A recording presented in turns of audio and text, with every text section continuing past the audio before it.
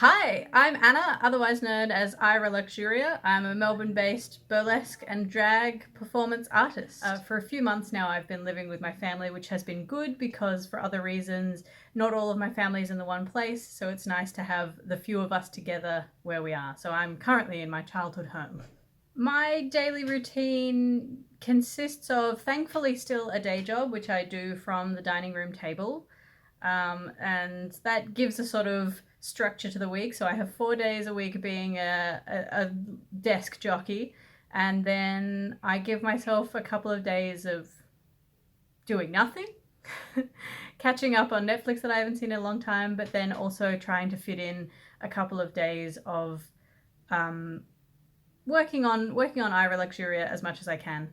Luxuria in lockdown is filming a lot of videos, taking a lot of photos all by myself. My camera roll for months and months has just been myself experimenting with makeup on myself, trying different things that I haven't been able to try before. I've developed a few acts in lockdown as well that are all straight to video or performed live to Zoom, and they work with perspective and things like that. If you're performing to a camera, there's one perspective from which the audience comes to see you, and I found that quite powerful if you can work with that. Like any filmmaker has already worked out, where you position your camera, what you show and what you hide has so much power. It's hugely different to a live performance where, like, you might even be performing in the round, so there's never going to be a part of your act or what you're showing on stage that's hidden necessarily. I think looking at myself through cameras and like seeing myself from below,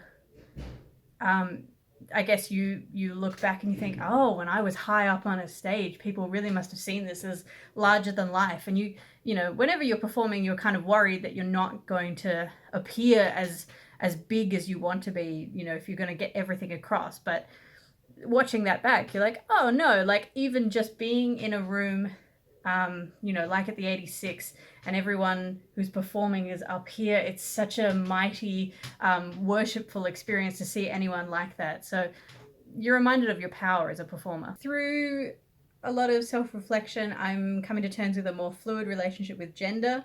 I started the year thinking of myself pretty much as a woman, but then the pretty much became, who knows? So, I'm still working it out. It's still ongoing, but I am enjoying the term gender fluid. With makeup and everything and trying on new identities and new looks for myself, it doesn't feel like a shallow thing. It's sort of highlighting different parts of my face, which I, obsess over, and I think about how I come across to other people, and then I change it and think, do I want to appear more in this way than I ever have before? Because I'm just I'm stuck with this face. What does it tell people?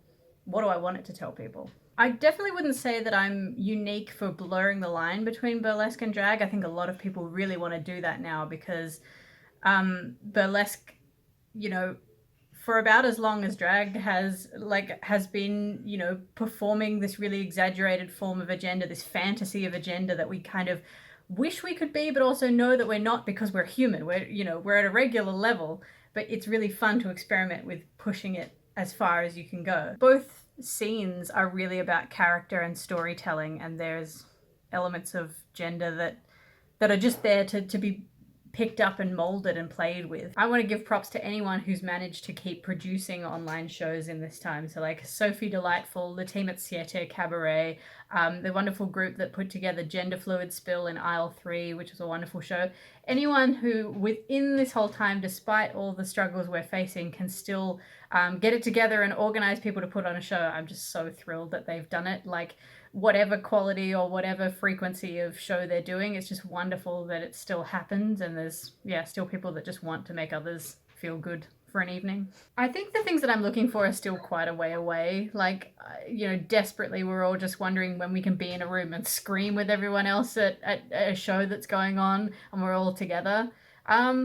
Keeping it small and managing my expectations, I suppose I'd love to have a beer in a park with somebody that's not from my household. Wild, amazing, what a blessing. If we get these things back, can you imagine when we go to a party again, it's just going to be like, you're there, you're really there. Like, I can dance over here and you can be in the same room, but you can sit down and, have a chat. It doesn't have to be a Zoom where we're all doing the same thing. We just have communal spaces. Like, I'm so grateful that I got that, and I can't wait for it to come back.